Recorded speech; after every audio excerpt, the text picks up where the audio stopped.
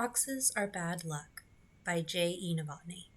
As a baby, there had been little tufts of red fur buried in Heather's overly abundant copper curls. As a toddler, the tufts had formed into little points, and by the time she was 6 years old, her human ears vanished as the tufts of fur became full-fledged fox ears. They nestled in her curls, but still poked up prominently. As they were her actual ears, Heather couldn't stop them from moving and swiveling about to catch the sounds of the world around her. Nor, at first, did she realize that stopping such movement was desirable. "Look, Mommy, I have shifter ears!" Heather declared proudly when she first became aware of the new features she had developed. Her mother's cheeks reddened, and she clutched the neck of her dress for a moment before slowly uncurling her fingers and reaching out to touch one of the fox ears with just the tip of her finger. "Can you change them back?" her mother asked. "But why?" Heather countered. "They're so nice."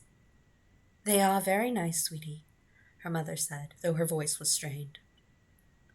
"But sometimes you will want to be fully human." "But not right now," Heather said, stamping her little foot. Her mother sighed. "All right, not right now." That was the end of the conversation. Her father had a similar response to his daughter's new ears.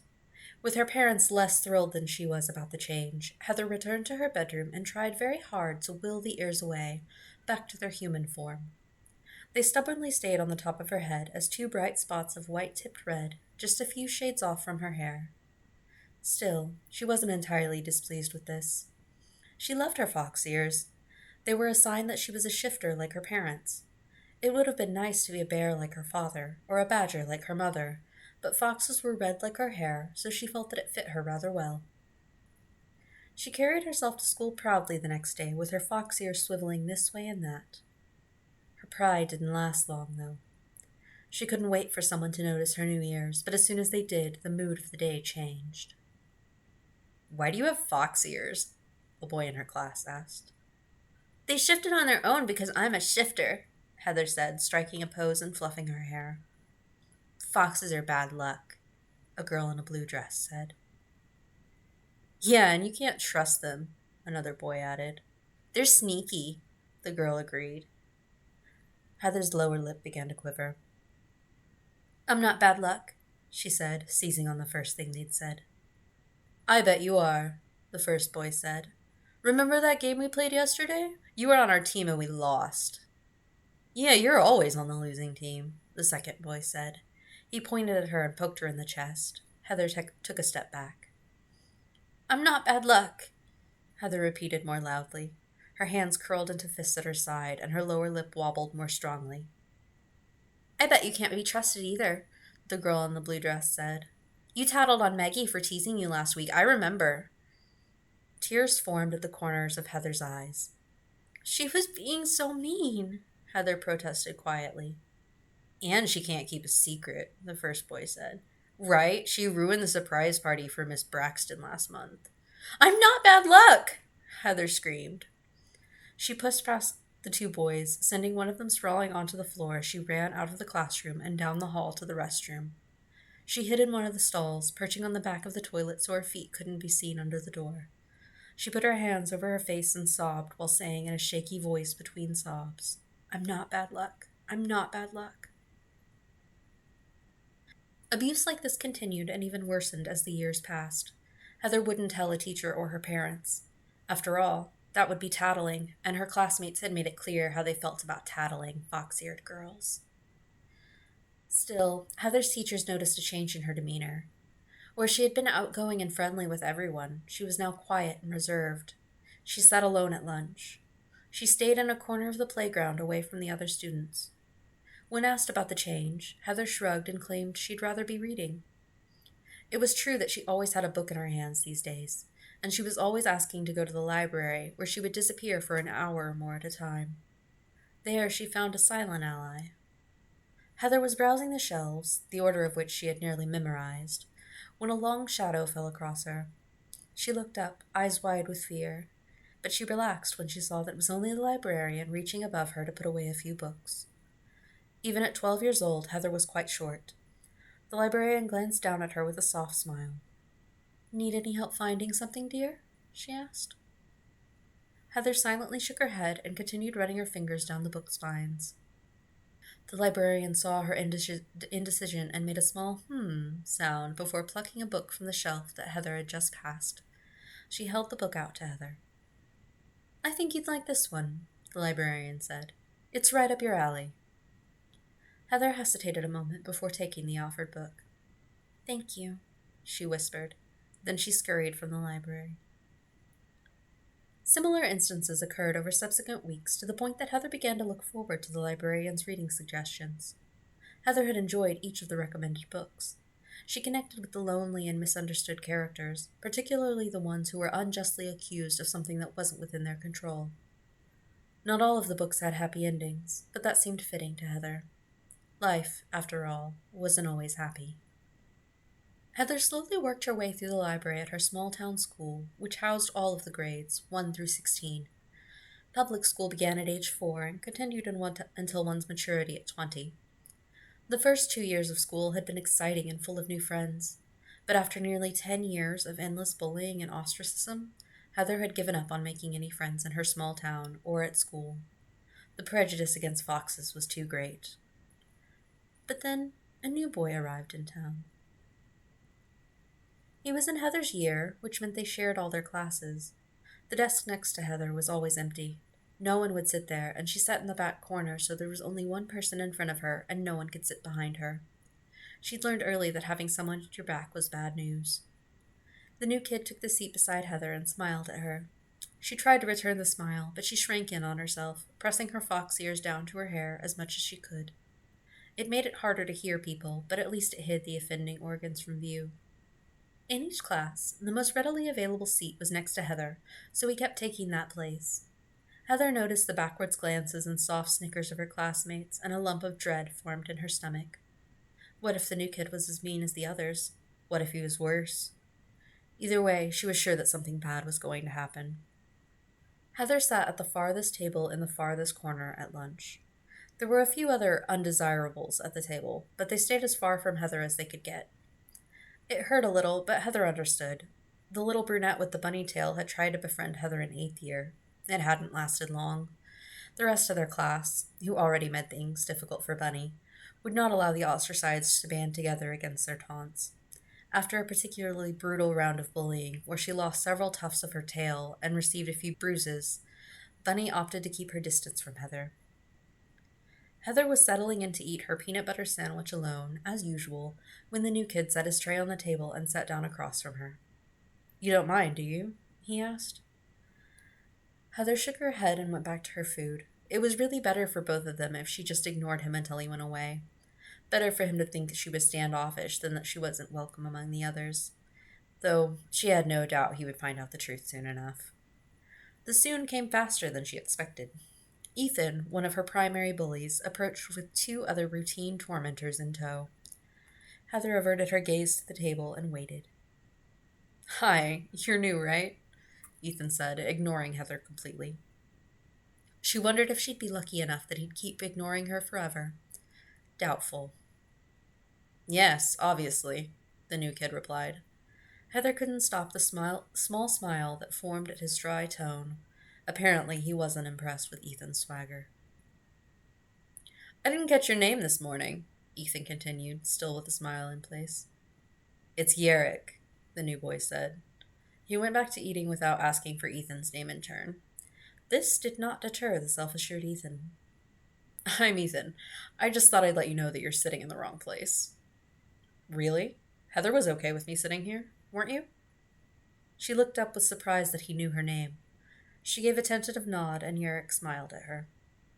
"You'll find that the little foxy isn't the best company to keep," Ethan said. He scowled and reached over to tug on one of Heather's ears, as he always did. She flinched backward, but she needn't have bothered. Yerrick reached out at the same time and grabbed Ethan's wrist. "I get the feeling that Heather doesn't want you to touch her," Yerrick said. Ethan yanked back his hand, and the new kid released his hold. Ethan sneered, but left without further comment. His look to Heather was eloquent, though. She was going to pay for this, and Yerrick might too. "You didn't need to do that," Heather whispered. "Someone did," he said. I've been here less than a full day, and I can tell that someone has needed to for a long time. Foxes are bad luck, was all she could say in reply. Yurik snorted derisively and went back to eating. For a week, this continued. Yurik sat by her in class, and he ate with her at lunch. He would try to make conversation, but Heather shyly kept her silence most of the time, only responding to direct questions, and then only with short answers. Ethan didn't directly bother them again, and Heather began to relax a little bit. She found herself smiling at Yurik more. He was quite funny, and he could keep an amusing running commentary going even without Heather helping to make it a conversation. It couldn't last, of course. On the last day of classes before the weekend, Yurik asked if he could walk Heather home from school. Her immediate inclination was to reject his offer, but loneliness won, and she accepted against her better judgment. It had been so long since she'd had someone to talk to other than her parents or the librarian, and there was so much that she couldn't tell them. Of course, she couldn't tell Yurik those things either, at least not yet. But there was a flicker of wild hope in her heart that someday she could. So she accepted, and they walked out of their last class period side by side. They made it halfway to Heather's house when Ethan and his friends stopped them. The street was quiet, and the houses were spaced far apart. For stretches there were nothing but wheat fields or little clumps of trees. At one such stand of trees the bullies appeared. Heather's heart beat faster. They didn't bother her after school usually, at least not unless... She remembered Bunny and her stomach dropped to her toes. "Should have listened to me, Eric," Ethan said with a shake of his head. Yurik put himself between Ethan and Heather with his hands curling into fists. "Leave her alone, Ethan," Yurik replied. "Haven't you done enough?" "What did she tell you?" Ethan asked. "Did the sneaky little foxy spin you a sad tale, new boy? Did she tell you how awful and mean her classmates are? How about the truth? She deserves to be alone." "Why? Because foxes are bad luck?" Yurik said, scoffing. "I don't know about all foxes, but this one is very bad luck," Ethan said with a sadistic smile. Someone grabbed Heather from behind, and she shrieked. The person was much bigger than her and easily held her around the waist with her arms pinned to her sides. Her toes skimmed the ground but couldn't find purchase. Yurik turned toward Heather at her shriek, and that's when Ethan lunged forward to hit him in the side of the jaw. Yurik went down, his head cracked against the sidewalk, and he didn't get up. Heather cried helplessly. "Stop, please! I'll stay away from him! I won't talk to him, please!" she babbled. "Sweet little foxy," Ethan said as he stepped over Yurik to stand a few inches from where Heather was pinned. "I know you will. And now, he knows to stay away from you too. And I hope that you know without my saying so that this conversation doesn't leave our little group." He grabbed her right ear and tugged on it so hard she thought it might detach. She whimpered. Ethan snickered, which seemed to be a signal for his cronies to laugh too. The one holding Heather dropped her roughly. The pavement ripped the skin on her knees, and her elbows jarred painfully as they caught her from hitting her head the way Yurik had. She lay there in a heap with her forehead pressed to the ground until their footsteps and their laughter died away. Then she crawled over to Yurik and pulled his head onto her lap, which got blood on her skirt. She looked at the wound on the side of his head, and she shook. Her shaking turned into full vibrations. Then, Yurik slipped from her lap as her lap disappeared. The shaking subsided as Heather stood in full fox form for the first time. She'd never tried to do this, and she wasn't sure that she could have if she'd tried before, but the urgency to get help for Yurik drove her to her animal form. As a fox the size of a Great Dane, she bounded across the nearest field in search of a house, which, hopefully, would have a telephone. The remainder of the evening was a blur as Heather got help and Yurik was taken to the local clinic. He was transferred to a hospital in the metro area several kilometers away. When asked what had happened, Heather lied and said that Yurik had tripped, hitting his head when he fell. The story was never questioned, so Heather figured either Yurik agreed with what she said or he never woke up. But she never learned which it was. She sank into her books and her loneliness and huddled them tight to her chest, convinced that no one could help her out of this misery. The only way out that she saw was going to university as far away as she could get and never coming back. In one of her rare moods, Heather decided to go to a party hosted by one of her more popular and wealthier peers. Heather had never been to a party, even though she was 18 at this point and only 2 years from her majority. After one of her less malicious classmates invited her to the party, some part of her hoped that she would finally be able to reintegrate herself into her classmates' lives. Maybe they were finally growing up. The loneliness bore down on her more since the departure of the librarian, who had retired to live with her daughter far away. A little voice in her head whispered that the invitation was just a chance to humiliate her, but Heather ignored the voice. She had felt more physically secure since being able to fully transform into her fox form. It made her feel large and powerful, and she felt that she could outrun anything in the world in that form. The house where the party was held was enormous. The gardens alone could have held Heather's attention for the whole evening, but she was there on a mission, Project Friendship. So she bypassed the beautiful gardens quickly and entered through the glass-paned front door. A chandelier hung in the entryway, framed by 2 spiral staircases that ascended to a second and then a third floor. Heather paused in the doorway, unsure of where to go. There were people everywhere, dirtying the pale pink carpet and spilling their drinks on the wood floors that she could see through the large archways to either side of the entryway. She finally chose the right-hand arch, which led into a dining room. Several tables had been set up for cards and dice. There was a buffet on the far wall with some snacks, but mostly beverages. Heather hunched in on herself as she made her way across the room to the drinks. Perhaps a few sips would help her relax enough to actually put her plan into action. "Oh, look, the sneaky little foxy has come out of its den," a male voice said. Heather internally groaned. Why did Ethan have to be the first person to see her? But of course she knew the answer. She shouldn't have come. "Hi, Ethan. Having a good evening?" Heather asked. She hated how her voice trembled despite her best efforts to keep it level. Her hand shook around the water bottle that she had grabbed right before Ethan brought all eyes to her. "Better now that you're here," he said with an evil grin. Heather swallowed. She definitely shouldn't have come. "Well, I certainly know how to liven up a party," she said. The paltry joke fell to the floor with a thud. The eyes around her bored into her.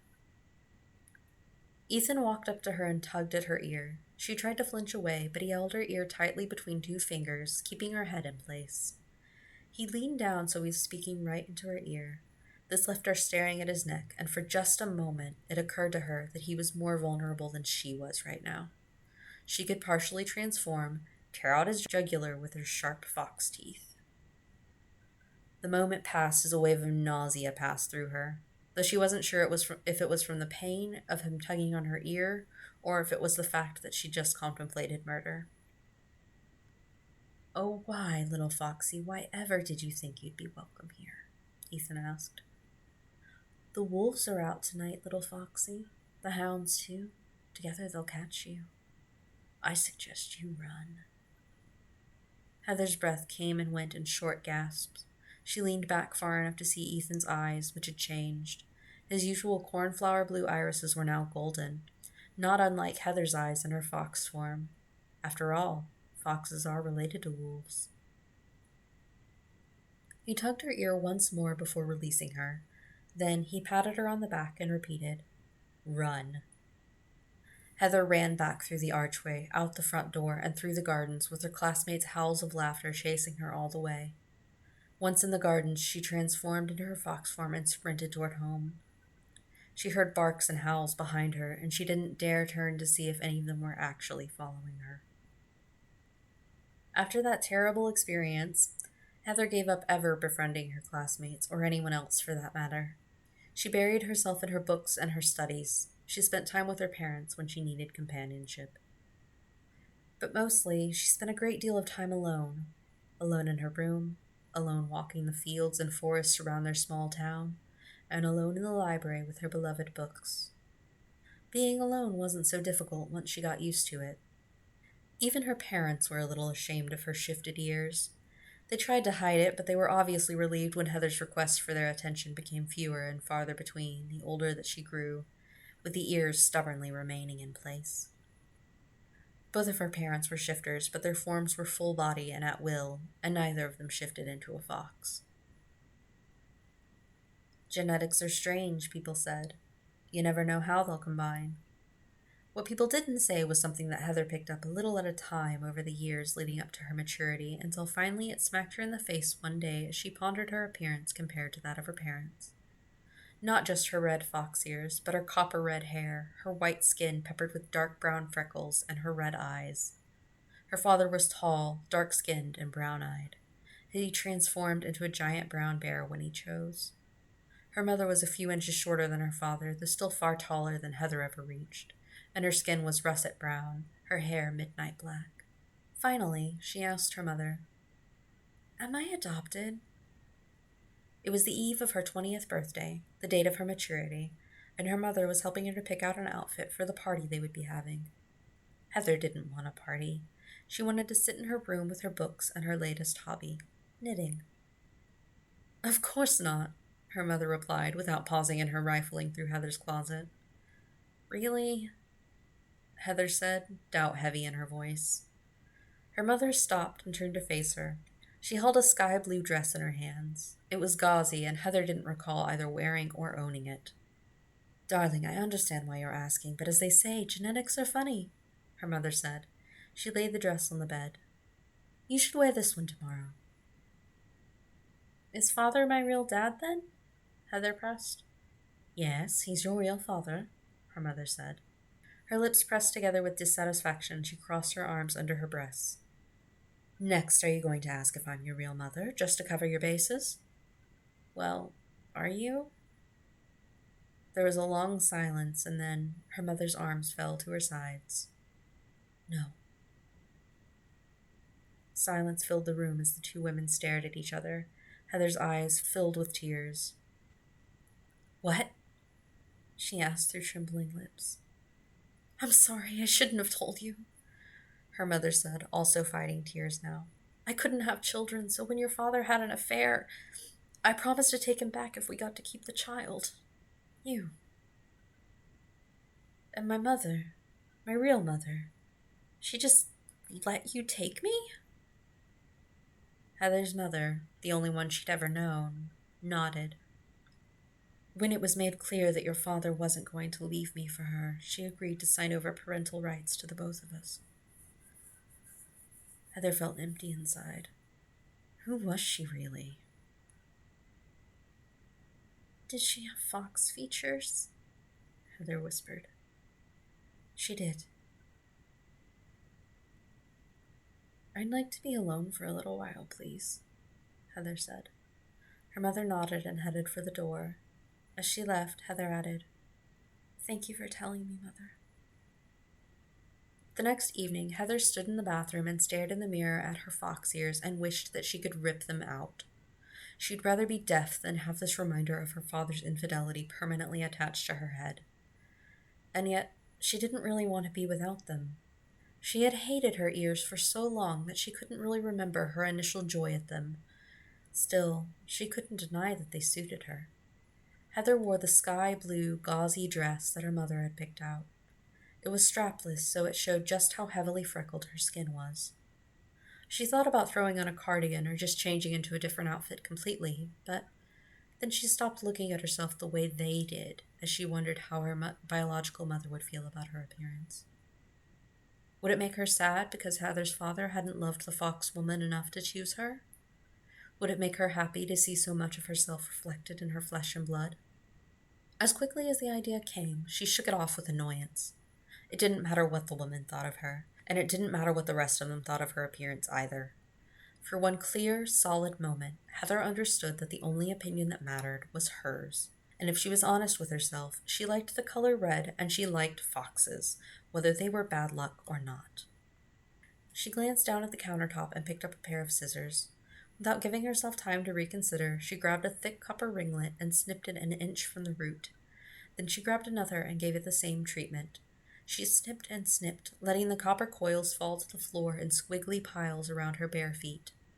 When she had reduced her hair to a cap of uneven 1-inch waves, she stopped and stared. It was the first time she had seen her fox ears so exposed. She looked down at the hair on the floor. She was a bit stunned by how much of it there was. A soft knock sounded at the bathroom door, and Heather softly called, "Come in." Her mother entered and stopped in the doorway, surveying the mess on the floor. Heather looked at her mother's reflection, which was just over her shoulder. Their eyes met in the looking glass. Heather's mother smiled tentatively. "Would you like me to help you even it up?" she asked. "Please, I couldn't get the back very well by myself," Heather replied. Her mother took the scissors and began making tiny, artful snips. When her mother was finished, the hacked and harried hair was a cute pixie, which she styled with a bit of cream. Her mother brushed stray hairs from Heather's back and shoulders. They stood looking in the mirror at Heather's ears for a while in silence. At least, Heather was looking at her ears. "You are such a beautiful young woman," her mother said. "The haircut looks great on you, darling." Her mother kissed the top of her head and then excused herself while reminding Heather that guests would be arriving soon. For a moment, Heather was afraid of what people would say. It was mostly relatives coming and people from her parents' jobs, but fear of censure made it difficult to breathe. She closed her eyes and pictured her mother's sincere smile as she told her she was beautiful. When Heather opened her eyes again, the fear was still there, but it had lost most of its power. Heather smiled at herself in the mirror, shyly at first, and then with more surety.